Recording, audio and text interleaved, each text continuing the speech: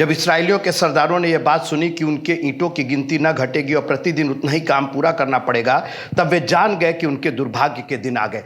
देखिए, इसको आप बड़े रूप में समझिए। ये इस्राएली लोग 400 साल से गुलाम थे और इनको परमेश्वर, इनको, मिस्रियों को नहीं, इस्राएलियों को परमेश्वर कनान देश ले जा रहा है। आप ही सोचिए,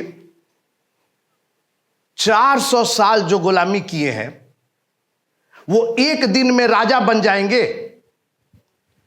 एक दिन में उनको कनान भेज दिया जाए।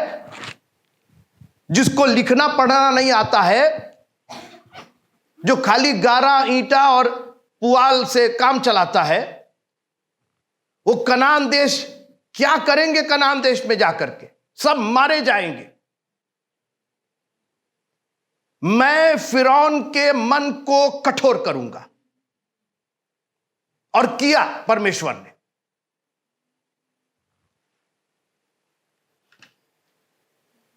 कई बार परमेश्वर हमारे शत्रुओं को हमारे खिलाफ खड़ा करता है। शत्रुओं के लिए नहीं। जरा ये लाइट्स ऑफ कीजिएगा। आनंद भाई, वीडियो तैयार है आपका? ये जो बैटन्स लगे हुए, जो लकड़ी के वो लगे, अब इतना ऊंचा करने की क्या जरूरत है? ये देखिए उल्टा कितना खराब है। अरे ये तो अमेरिकनी लोग हैं, इनको ऐसा क्यों किया जा रहा है? और नीचा करिए, आगे बढ़ाइए भैया थोड़ा सा जी। और इनको इतना कष्ट क्यों दिया जा रहा है? क्यों इनको इतनी ऐसी ट्रेनिंग दी जा रही है? हर तरीके से तोड़ के मरोड़ के। ये देखिए, ये गिर रहे हैं, ये ऐसे ऐसे गिर रहे हैं, ऐसे गिर। अभी तो आप पूरा देखिएगा तो आपके मतलब रोंगटे खड़े हो जाएंगे कि कर क्या रहे। वो देखिए भारी भारी वो है, और उनको उठा करके इनको चलना है, इनको दौड़ना है। ये कर क्या रहे हैं? ये क्यों इतना भार भार भार क्यों कर रहे हो? वो भार को हल्का करो भाई। और अमेरिकनी लोग अमेरिकन लोगों पर टॉर्चर कर रहे हैं, और उनका देखिए जबरदस्ती। मैं फिरौन के मन को कठोर करूंगा।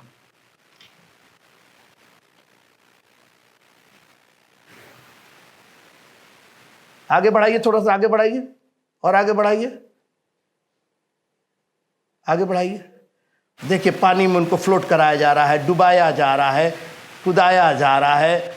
उनका हाथ पैर बांध करके पानी में कुदाया जा रहा है, ढकेल दिया जा रहा है। अब ये बताइए, ये जो पोल है इतना ऊंचा क्यों है? और बढ़ाते जाते हैं पोल को, और बढ़ाते जाते हैं। बस बंद कर दीजिए, बस बंद कर दीजिए। थैंक यू, लाइट्स जला दीजिए। आपको मैं सिर्फ यह दिखाना चाहता था कि इन सैनिकों की, योद्धाओं की ट्रेनिंग है ये जो पोल आपने देखा इतना ऊंचा, और उसके ऊपर ऊपर नीचे, अच्छा इतना कर लेते हैं, उसके बाद और पोल को ऊंचा कर दिया जाता है। उनको ये तकलीफ, वो तकलीफ।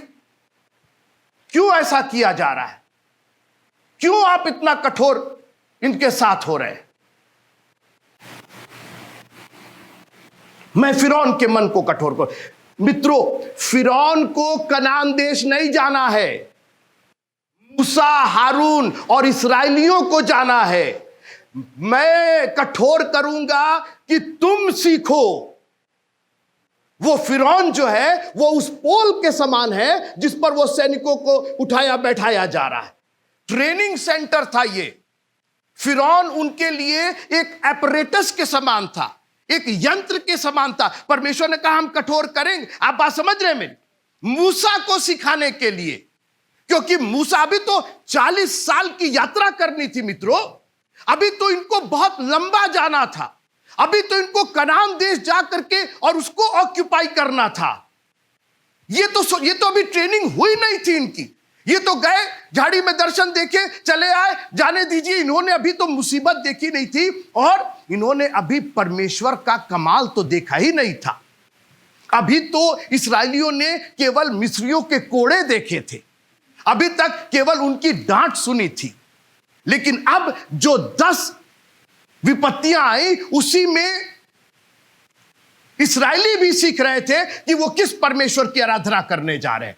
430 साल तक उनको यहोवा परमेश्वर के बारे में कुछ नहीं मालूम था, और इसलिए परमेश्वर ने कहा ऐसे निकाल देंगे तो तुमको तो समझ में नहीं आएगा, तुम उसकी वैल्यू नहीं करोगे।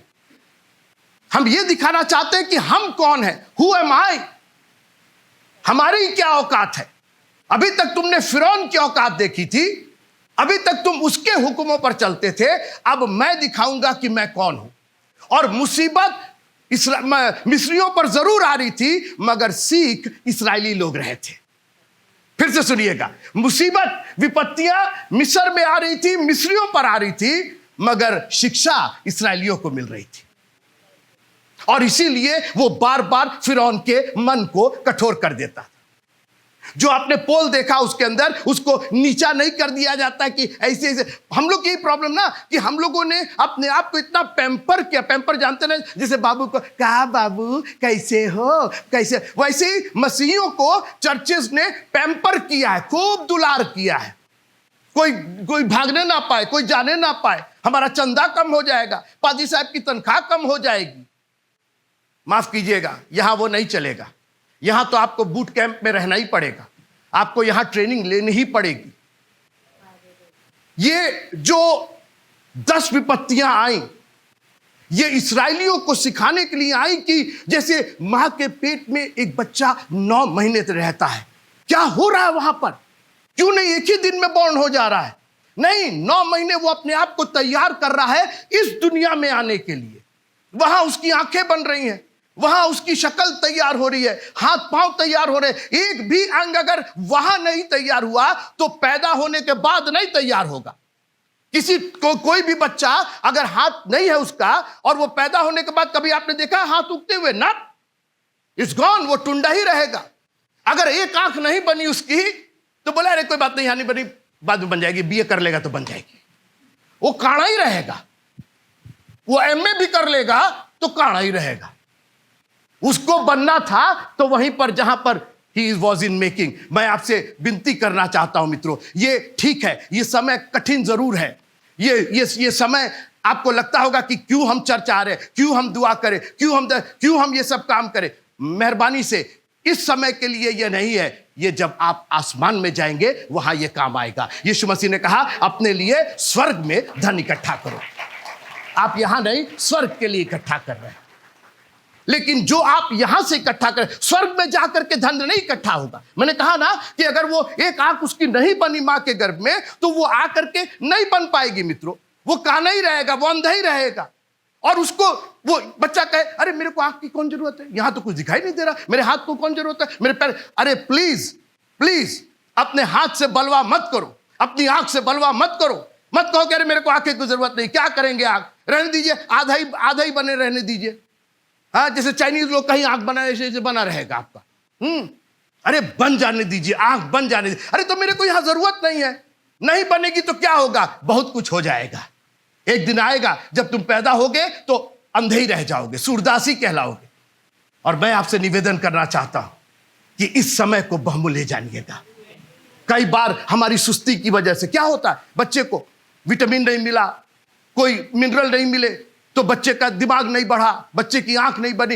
ये हमारी, ये मां की ये जिम्मेदारी है, ये चर्च की जिम्मेदारी है कि बच्चों को फीड करे ताकि आपकी आंखें भी बन जाए, आत्मिक आंखें खुल जाए, आपके कान ऐसे हो जो सुन सके, आपकी जबान ऐसी हो जो खुल करके प्रभु की स्तुति और बड़ाई कर सके। एक भी मिनरल, एक भी विटामिन कम हो गया, थोड़ा सा आयरन कम हो गया, बच्चे का दिमाग मानसिक रूप से वो विकलांग हो जाएगा, शारीरिक रूप से विकलांग हो जाएगा। और आज बहुत से मसीही विकलांगता की स्थिति में है क्योंकि मां ने उनको फीड नहीं किया, चर्च ने उनको फीड नहीं किया। चर्च सिर्फ प्रोग्राम ही करते रहे, चर्च सिर्फ मीटिंग ही करते रहे, चर्च सिर्फ सेक्रेटरी और ट्रेजरर में बिजी रहे। किसी को परमेश्वर का वचन जो चिराग सा जलता है, हमको एक ऐसा वचन दे दीजिए जो हमारे अंग अंग को मजबूती प्रदान करे। हालेलुया। बहुत सी चीजें हमको यहाँ जरूरत नहीं है, लेकिन मेरा अंग इतना मजबूत हो जाए कि जिस दिन मेरा प्रभु मुझको लेने के लिए आए, मैं उसके साथ पूरे अंग के साथ, विकलांगता के साथ नहीं, अंधे होकर के नहीं, लंगड़े और मलूले होकर के नहीं, किसी दाग और धब्बे और झुर्री से भरे हुए नहीं। मैं एक ऐसी कलीसिया का मेंबर होना चाहता हूं जो अद्वितीय कलीसिया है, जिसके अंदर कोई दाग नहीं, जिसमें कोई धब्बा नहीं, जिसमें कोई झुर्री नहीं। वो परमेश्वर की महिमा से भरा हो और यीशु मसीह के लहू से धुला हो। हालेलुया। मित्रों, मूसा को सिखाया जा रहा था, मेरी बात सुनिए आप। मैं बहुत दिन तक परेशान था इसके लिए कि आप क्यों फिरौन का मन कठोर करते थे। एक तरफ आप कहते हैं तो ये तो बहुत गलत बात है, एक तरफ कहते हैं जाओ बोलो कि निकल जाए। आप बोलिए कितनी खराब बात है ना। एक तरफ आप कह रहे हैं कि जाओ फिरौन से कहो कि हमारे लोगों को भेज दे, और फिर जा करके फिरौन के कान में कह रहे मत भेजना मत भेजना। ये तेरी गजब बात है, आप भी निकलवा रहे हैं और आप भी मना कर रहे हैं। राइट? ये मूसा के सीखने के लिए है। इसीलिए हमारे एनिमी, एक एनिमी जाता है दूसरा एनिमी चला आता है, एक बीमारी जाती है दूसरी बीमारी चली आती है, हमको परिपक्व करने के लिए, हमको सिखाने के लिए मूसा और हारून को। और मैं आपको बताऊं कि 10 विपत्ति के बाद मूसा और हारून इतने मजबूत हो गए थे कि 40 साल उनको कैरी ऑन किए। 40 साल वो लेकर के गए। 40 साल लिखा है कि ना उनके कपड़े फटे, ना जूते फटे, ना उनको कभी कोई बीमारी हुई। खुदा ने उनकी देखभाल ऐसी की, क्योंकि यहां पर खुदा उनको बताना चाहता था कि जिस प्रभु की उपासना तुम करने जा रहे हो वो है कौन। फिरौन से ज्यादा, मेरी बात थोड़ी देर सुनिएगा, फिरौन से ज्यादा इस्राएलियों को मालूम होना था कि यहोवा कौन है, because they did not know. 40 साल से तो वो 400 साल से तो गुलामी में थे। बच्चे पर बच्चे पैदा हो रहे, वंश पर वंश पैदा हो रहे, सब गुलामी की हैसियत से पैदा हो रहे। आप प्रभु का धन्यवाद कीजिए कि प्रभु ने आपको गुलामी से निकाल करके, आपके पूर्वज गुलामी में पैदा हुए, लेकिन आप जो यहां बैठे हुए हैं आप स्वतंत्रता की आत्मा के साथ बैठे हुए हैं। तालियां बजा के प्रभु को धन्यवाद कीजिए और कहिए प्रभु तेरा धन्यवाद हो कि आपने मुझे स्वतंत्र किया है, अपने वचन से स्वतंत्र किया है, अपनी महिमा से स्वतंत्र किया है और अपना लहू लगा करके मेरे प्राण को बचा लिया है आपने। कितने खुशनसीब ये जनरेशन होगी। मेरी बात थोड़ी देर रही आप मेरे साथ। ये जनरेशन कितनी खुशनसीब होगी। बाप दादे, कब छुटकारा मिलेगा, कब छुटकारा मिलेगा, कैसे छुटकारा मिलेगा। आपके भी बहुत से लोग जो अन्य जाति है, आपके पूर्वज जो अन्य जाति थे, कैसे छुटकारा मिलेगा। वो चले गए, बिना छुटकारे के चले गए। उनका न्याय होगा, क्या होगा वो परमेश्वर जानता है।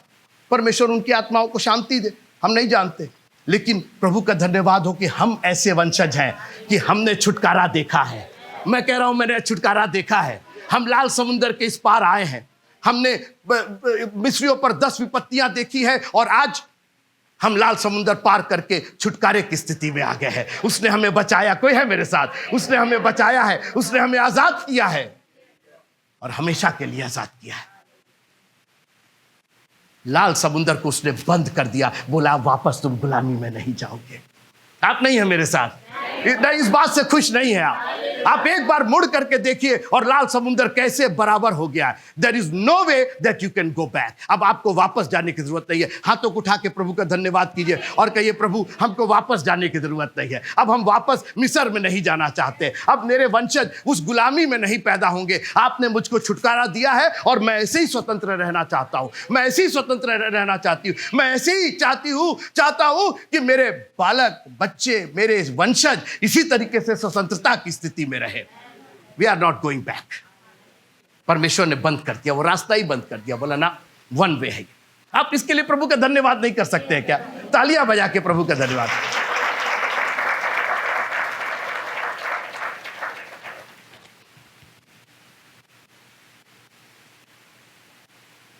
ट्रेनिंग नहीं होगी, कनान देश जाएंगे। सबको कनान देश का बहुत शौक। कनान की इंग्लिश नहीं, स्पेलिंग नहीं लिख पाएंगे। कनान देश जाएंगे, दुश्मन से लड़ेंगे बिना ट्रेनिंग के। मालूम हुआ कि बंदूक उल्टा पड़े, फायर कर दिया, अपने ही सीने में लग गया, फट गया सीना अपना। क्या हो गया भाई? शहीद हो गए।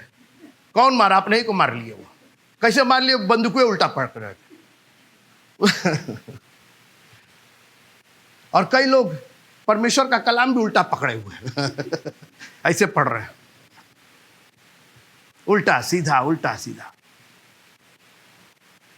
दुनिया की चीज हमको बताई गई, हम वृक्ष के समान हैं। अब मेरे साथ रहिए थोड़ी देर। हम वृक्ष के समान हैं, हम राजदूत हैं, उसकी संतान हैं, हम गवाह हैं, हम चेले हैं, ये सब है, जान रहे हैं ना आप? ठीक है, आज आपको एक और चीज़ बताते हैं। और हम क्या है, दूसरा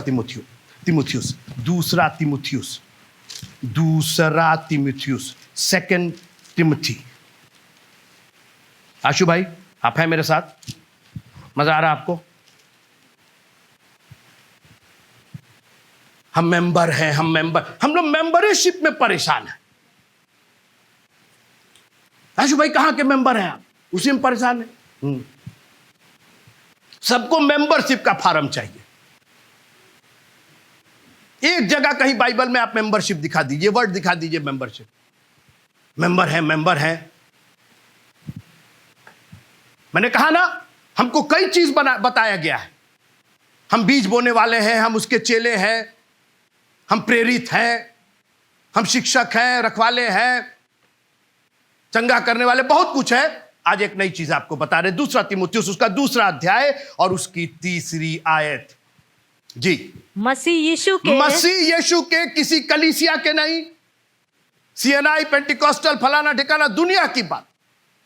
मसीह यीशु का कोई नाम नहीं लेना चाहता। हम फलानी जगह के मेंबर हैं, फलानी, उसी में हम पता नहीं कितने परेशान है, उसी में हम लोग प्राउड फील कर रहे हैं। अरे प्राउड फील करना है तो इस लाइन पर करिए जो पढ़ा जा रहा है। और मसीह यीशु के अच्छे, अरे बाप रे बाप, अच्छा उसमें अच्छा भी लगा क्या? ये तो हम पढ़े ही नहीं थे। देखिए, वाह, मसीह यीशु के, let's be a soldier of Jesus Christ, a good soldier. Sir आपके पास इंग्लिश वाली है, जरा इंग्लिश पढ़िएगा।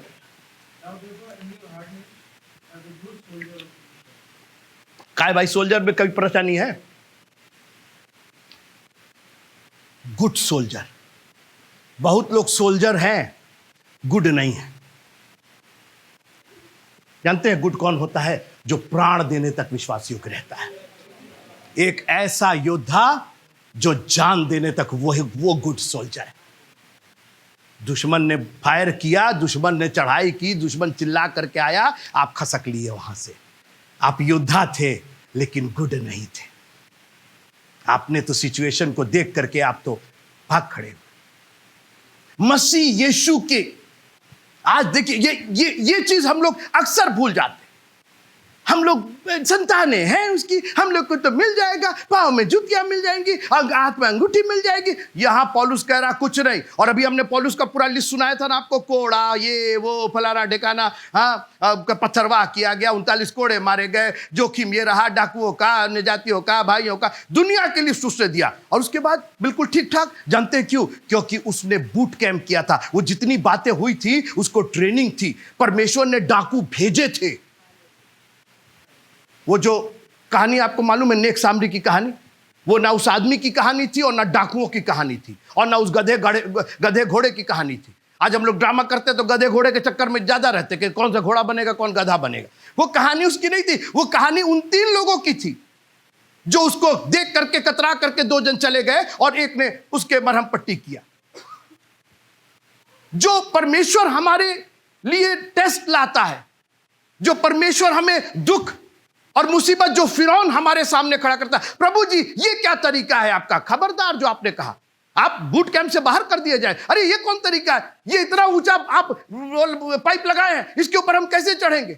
ये 100 किलो का वजन लेकर के हम चढ़ेंगे, हम घुटने के बल चढ़ेंगे, हम कीचड़ में आप देखिएगा, वीडियो देखिएगा, यूट्यूब पर जाकर देखिएगा, उनकी ट्रेनिंग देखिएगा। और आपको बोला है मसीह यीशु के अच्छे योद्धा के समान, you have to be a soldier. आज तक हमने अपने आप को ये समझा, वो समझा, सिंहासन पर बैठेंगे और पेम्पर होगा और हलवा आएगा और पूड़ी आएगा, कुछ नहीं आएगा। मसीह यीशु के योद्धा के समान। मूसा सोच रहे थे कि अरे मैं तो मूसा, भाई सारी उसको विद्याएं मालूम थी, सब कुछ मालूम था, हाउ टू टॉक टू फेरो, सब मालूम था उसको। कहीं कुछ नहीं। फेरो ने कहा भागो यहां से, क्योंकि परमेश्वर ने उसका मन कठोर कर दिया था। इसलिए किया था कि मूसा को ट्रेनिंग मिल जाए, क्योंकि मूसा को अभी 40 साल जंगल में रहना था। अभी काऊ काऊ कचकच, अभी तो अपने लोगों से सुनना था। तो कहे पहले दूसरे से सुन लो, पहले नम्र और दीन हो जाओ। पहले जब तुम्हारे खिलाफ लोग फिरौन बोले तो पहले उसको सुनने के आदी हो जाओ, उसको सहने के आदी हो जाओ। अभी 40 साल अभी तुमको यही सहना पड़ेगा।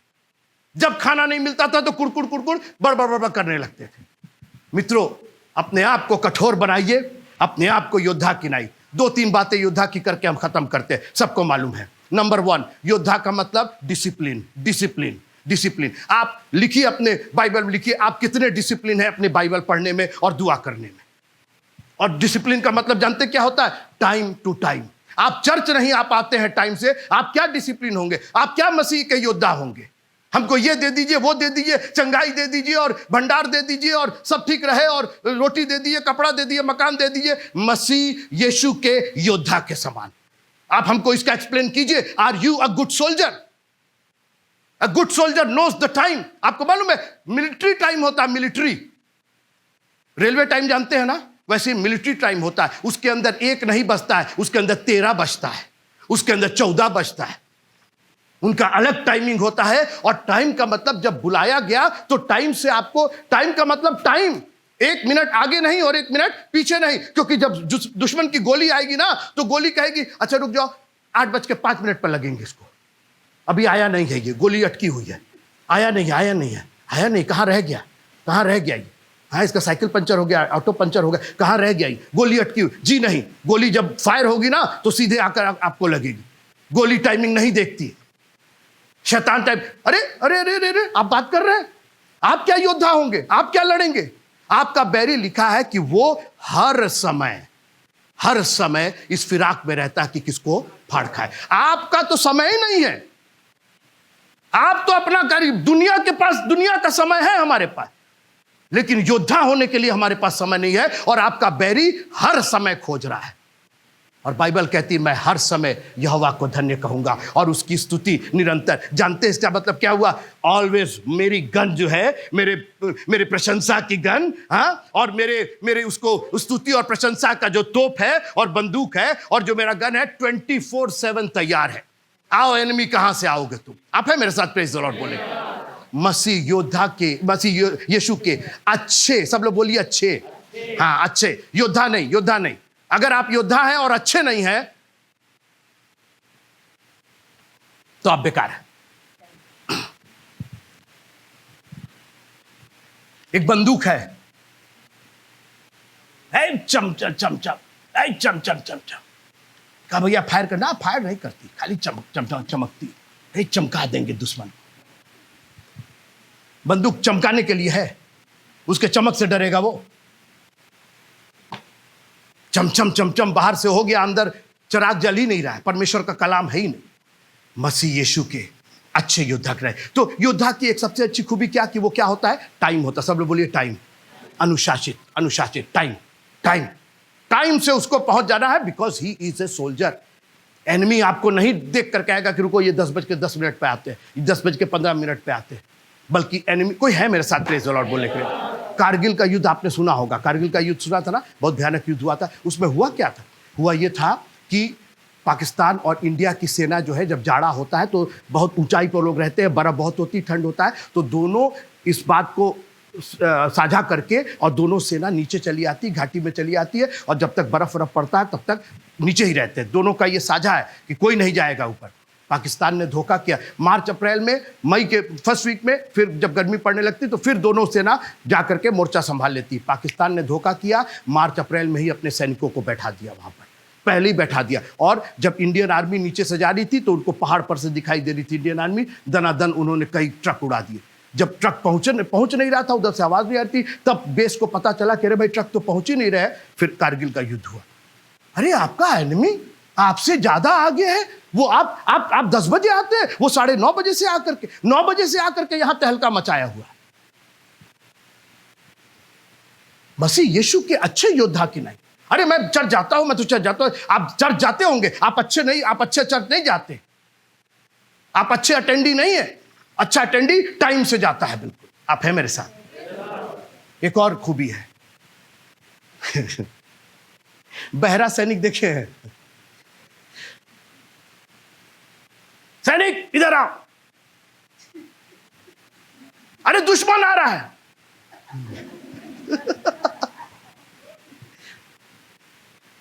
दुश्मन ललकार रहा है, कहां हो गया? भर्ती करेंगे ऐसे सैनिक को, ऐसा चौकीदार रखेंगे भैया, फ्री में आपके एक रखवा दे रहे हैं आपके यहाँ। फ्री में रखवा दे रहे हैं आपके यहाँ, 2-4 ठो रखवा दे रहे हैं। और जब ये नहीं है तो ये भी नहीं है। अच्छे योद्धा, जब दुआ कीजिए ना तो ऊंची आवाज से दुआ कीजिए। घर में भी बाइबल पढ़िए तो ऊंची आवाज से पढ़िए, क्योंकि आपके कान हैं जो सुन सकते हैं, और जब आप सुनेंगे ना तो वही बोलेंगे भी आप हैं मेरे साथ? आप ये बताइए, जब फिल्मी गाना आप कैसे सीखते हैं? लता मंगेशकर बुला के आपको सिखाती हैं क्या, कि किशोर कुमार सिखाते हैं? अरे भाई, आप रेडियो पर सुनते हैं, और जब सुनते हैं तो फिर वही गाने लगते हैं। तो जब परमेश्वर, कोई है मेरे साथ? Praise the Lord. जब आप परमेश्वर का वचन सुनेंगे तो बोलेंगे क्या? परमेश्वर का वचन ही तो बोलेंगे आप। अपने कान भी खुले रखिए और अपनी जबान भी खुले रखिए। ललकार, कोई है मेरे साथ? आप योद्धा हैं। आप देखिए, जब दुश्मन आएगा ना तो लाउड स्पीकर और डीजे बजाते हुए नहीं आएगा, पाकिस्तान आ रहा है, पाकिस्तान आ रहा है, डीजे बजा के आ रहे हो लोग। कैसे आएंगे वो? चुपके से आएंगे जी, चुपके से। आपका बैरी चुपके से आएगा। जब आप सो रहे होते, कान को सेंसिटिव रखिए। किसी जगह से, ना मेरे बच्चे की तरफ से, ना मेरी बच्ची की तरफ से, ना मेरे घर परिवार में कहीं से दुश्मन नहीं आएगा, क्योंकि हम सजग हैं। यीशु मसीह ने क्या कहा? जागते और प्रार्थना करते रहो। सिर्फ बंदूक ही नहीं रखो, उसमें गोली भी रखो।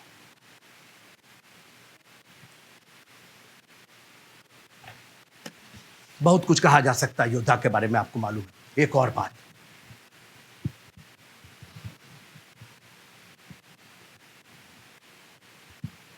योद्धा को, सोल्जर को, अच्छे सोल्जर को सिर्फ एक काम आता है, जानते क्या? ऑर्डर फॉलो करना। ऑर्डर फॉलो करना। वो आटा नहीं, गेहूं नहीं पिसवा सकता है, वो तेल नहीं पिरवा सकता है, वो फसल नहीं काट सकता है, लेकिन एक काम कर सकता है, वो ऑर्डर फॉलो करता है। फायर। अच्छा, फायर कर दे? नहीं भाई, देखिए ऐसा है ना कि आप जो है वो तो भाजपा के हैं, हम बीजेपी के हैं। हम फायर का मतलब फायर, यहां बैठ के बहस नहीं करो। सोल्जर है, वो बहस कर रहे, सर मार दे उनको, नहीं ठीक नहीं लगेगा क्या? हाँ, मान लीजिए कि फिर बवाल हो जाएगा तो अब सोल्जर ही बहस करने लगेगा, हाँ, तो फिर लॉ एंड ऑर्डर रह जाएगा। हमारी सहायता तो हमारे प्रभु से आती है। वो सेनाओं का यहोवा है। मैंने कहा वो सेनाओं का यहोवा है, और उस सेना के एक सिपाही मैं भी हूं। एक बार आप कह के देखिए, उस सेना के सिपाही मैं भी हूं। कह के देखिए ऐसे जरा, उस सेना का सिपाही मैं भी हूं, और वो सेनाओं का यहोवा है। कोई बोलेगा प्रेज़ द लॉर्ड? तालियां बजा के प्रभु को धन्यवाद कीजिए। हालेलुया।